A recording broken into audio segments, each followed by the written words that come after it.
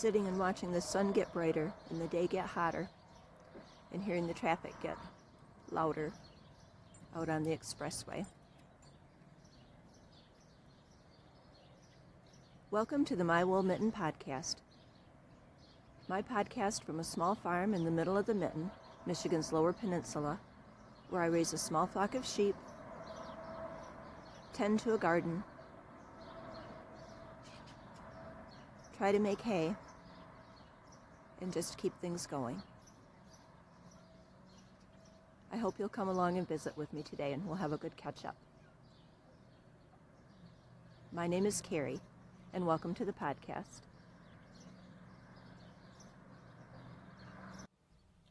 June and July have gone by in a blur. We planted a garden and watched it come up.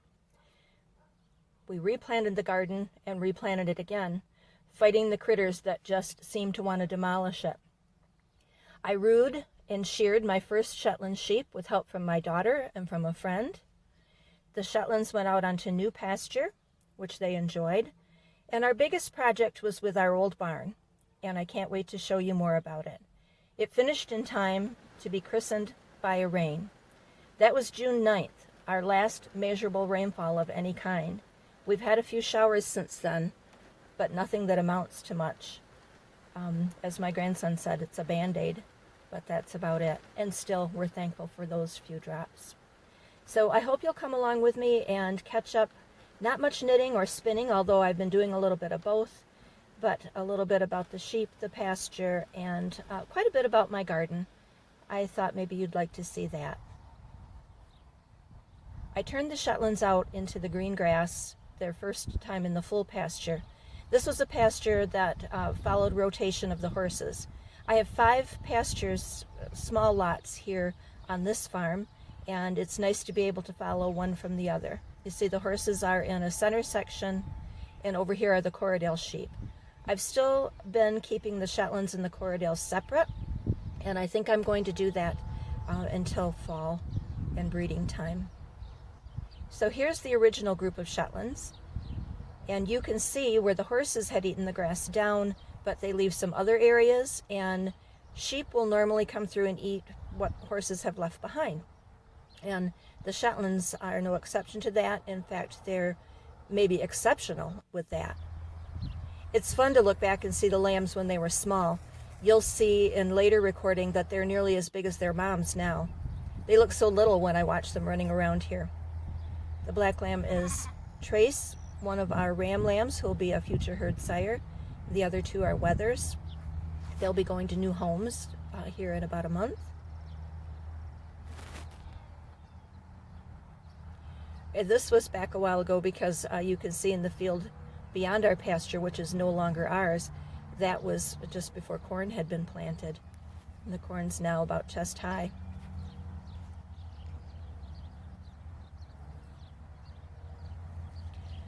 The Shetlands continue to impress me with their efficiency, and I think that in this year where we're going into a drought, it's probably a good thing that I went to this smaller breed.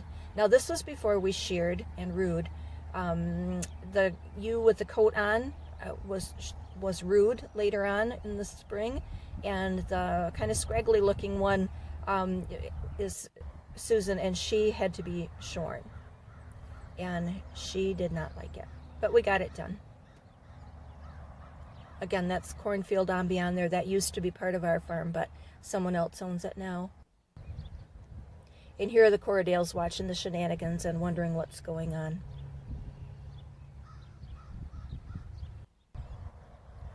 You can see an example of our fence. We have a good perimeter fence this way, and some of the lots are divided with that good fence.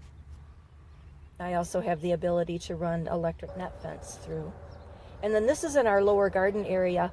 The wood is part of Bill's old round pen, and I nearly made that garden again this spring, but you can see it would be quite a lot of work because we've let the grass and clover come up in there.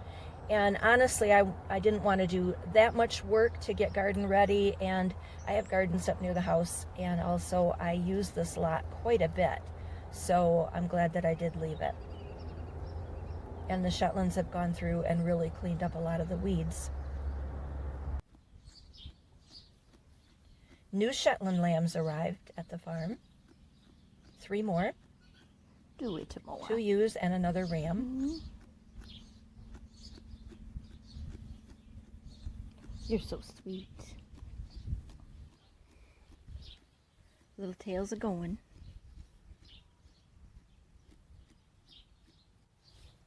This is the second ram, and so he'll be seeing duty this fall as well. So I hope you enjoyed the rest of the recording. It will mostly be garden from here on out. A little bit of the shape of the pastures right now.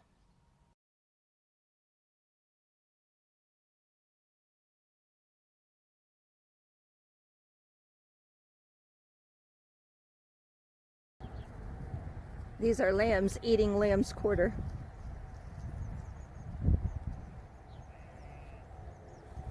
It gets to a certain height and they go crazy for it.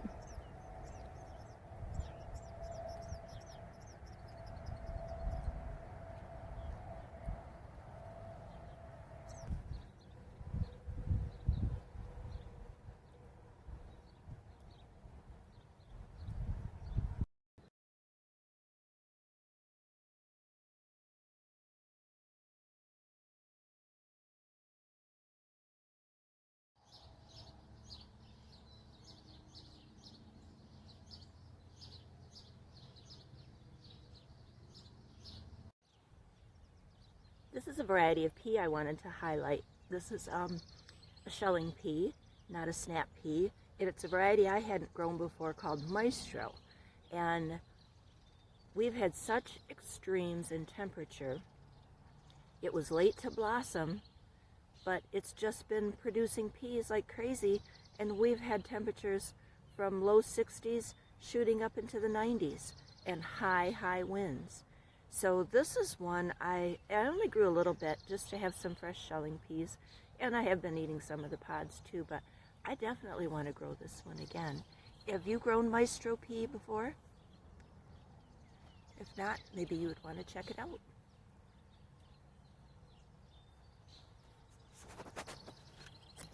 at that.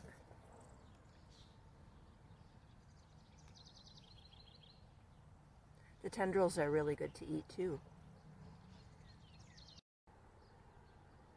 A friend here in the garden. I love the little house wrens. And another friend back there, Kyle the Wonder Horse.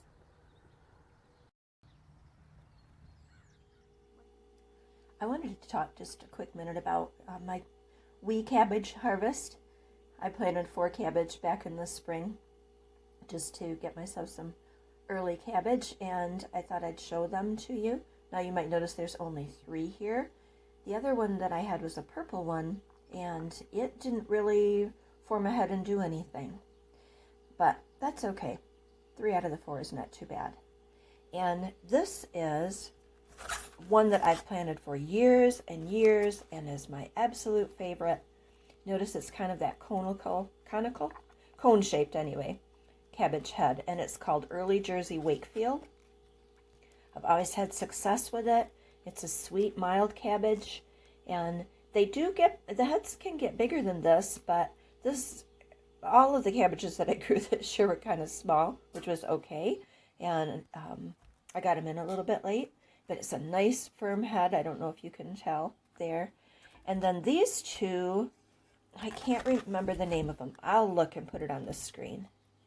But again, very heavy and very dense for their size. And this one was kind of shaded in between the other plants, and so it's small, but it's still going to make a good little batch of coleslaw or something for me. So I'm going to go get these cut up and ready for making a couple of recipes today. And this is also July 9th, and I'm going to start some fall cabbage seeds here today. So that's another thing to go along with the cabbage.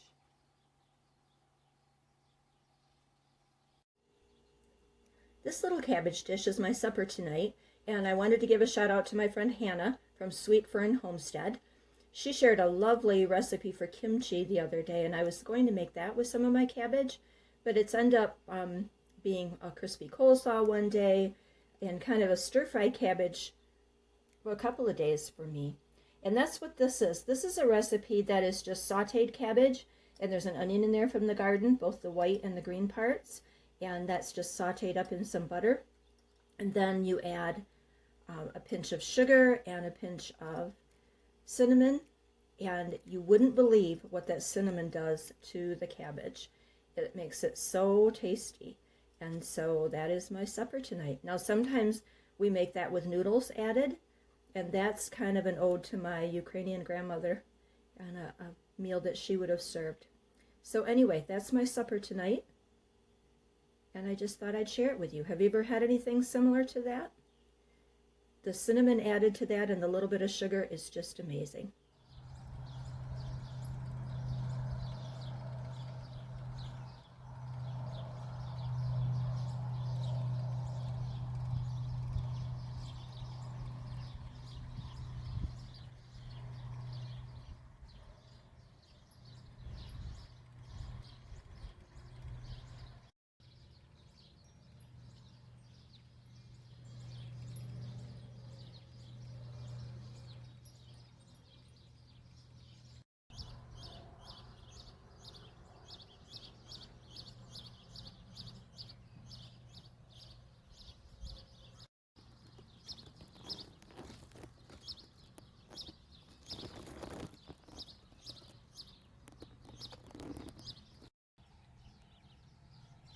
Brad's atomic grape for the win for the first tomatoes making any size. And these are a cherry tomato.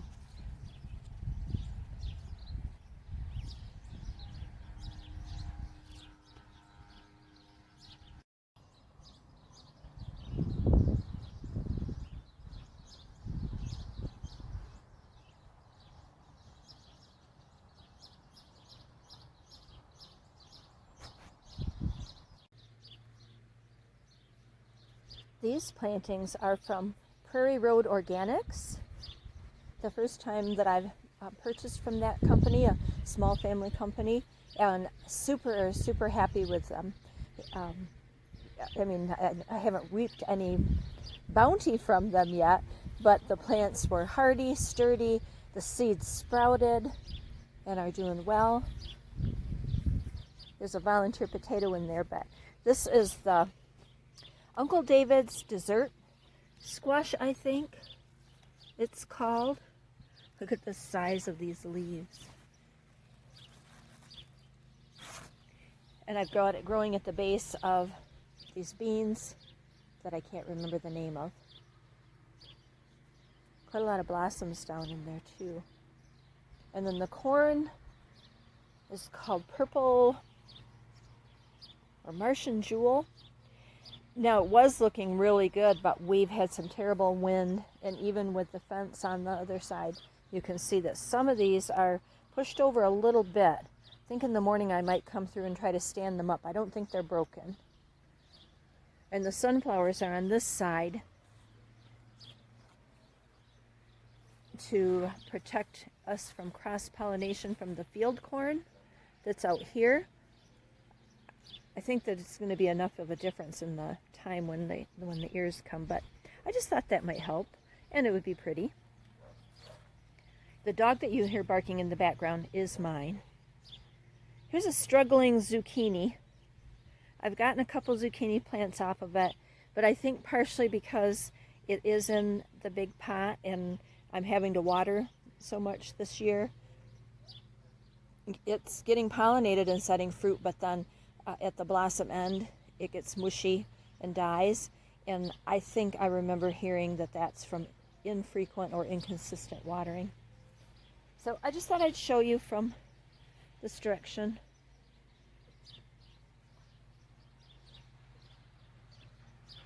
You can see the horses there. Neighbors mowing their yard.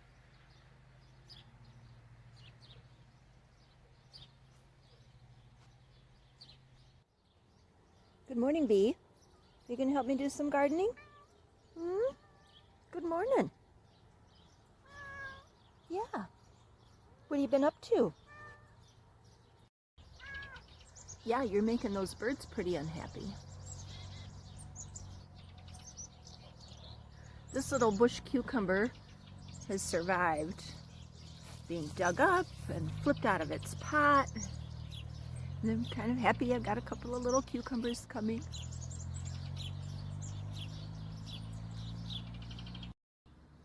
I've been picking off this little bowl of lettuce for weeks now. It's been in the shade, and I think I'm gonna let this go to seed. This is awful good lettuce. It was a red romaine type, I believe.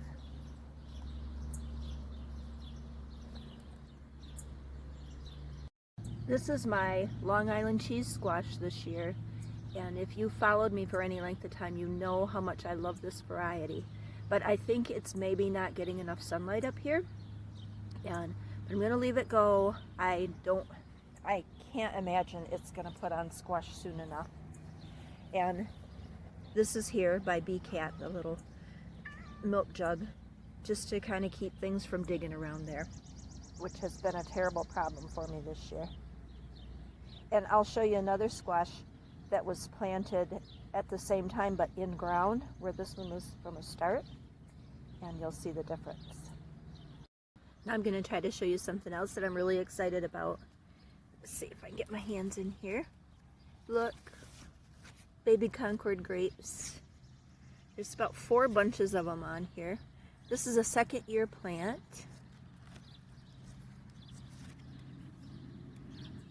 It was a new purchase, a Concord grape. Like I said, this is second year. I'm hoping that it's going to be as good as the old one from my mom and dad's farm. Plastic crate over here is again to kind of protect some things from digging.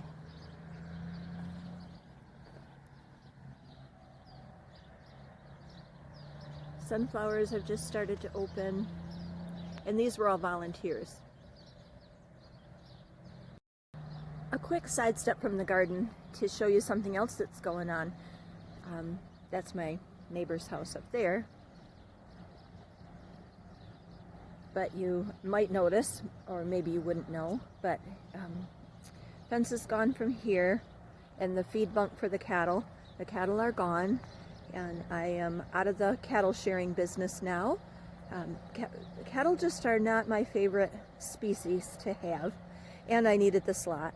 So my grandson and I worked 2 days ago on getting new fence set up, and it's not actually wired in yet. It's just slipped on with binder twine. I wanted to be sure that was just how I wanted to do it. So watch this space for some more progress and updates. Isn't that morning sunlight beautiful? I'm not sure if it's showing on the camera as well as it looks to me. I probably should have gotten out here about an hour ago before the sun came up over the top of the woods. And if you hear a dog barking in the background, I do have a new family member, and I'll be talking to you about her at some point. So sunflowers in the back with sweet corn in the front, row of tomatoes, zinnias, a couple of tomatoes on the side, and then one of my 2 dill forests here, seeded from last year. They came up on their own. I probably have mentioned it, but I just love them. Like right now, the smell in the air is overwhelmingly of dill, which is one of my favorite smells.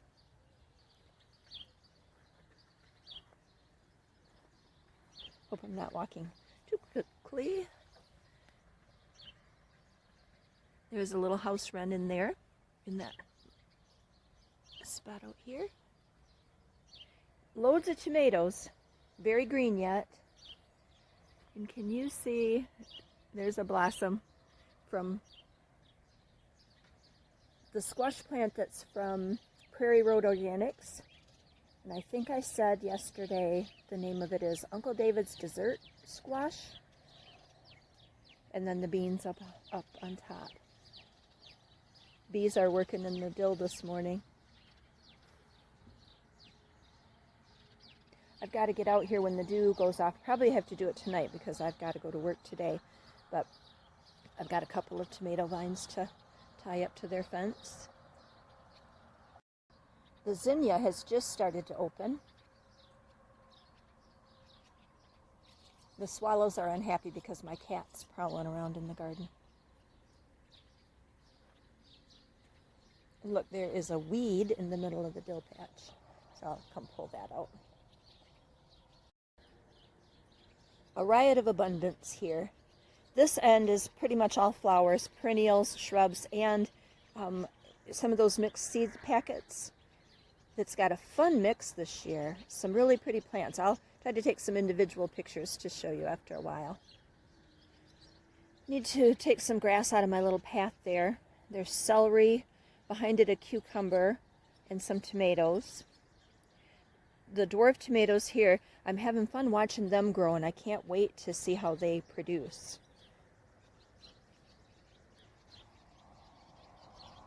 This calendula is so pretty. There's peppers in pots back there, and there's tomatoes.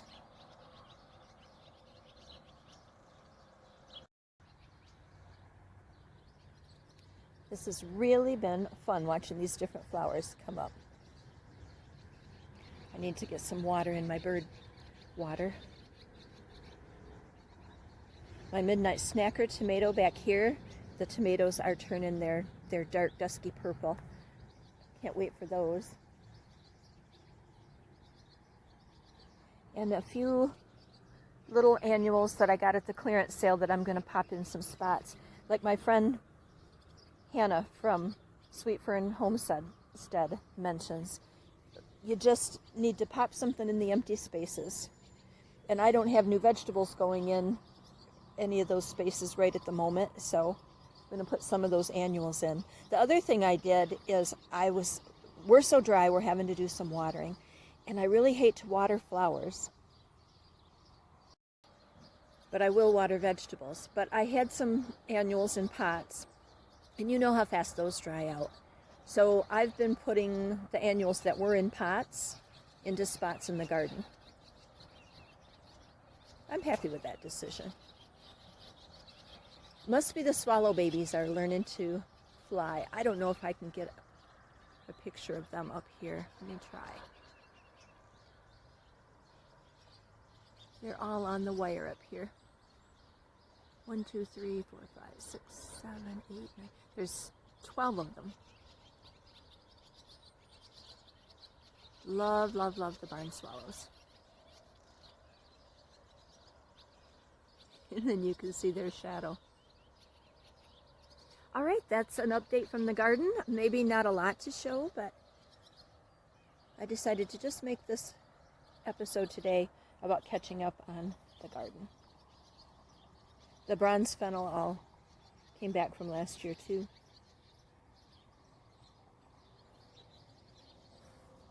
This frilly Shasta daisy was a clearance sale pot last year.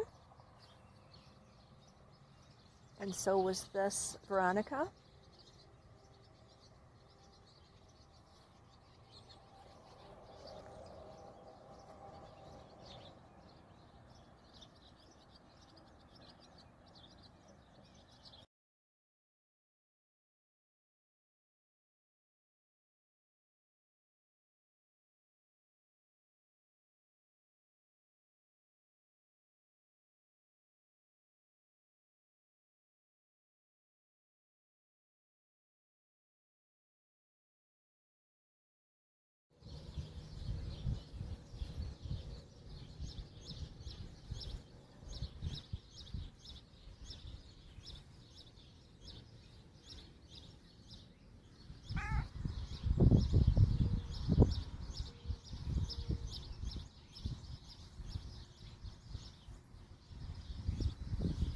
Are you a trick kitty?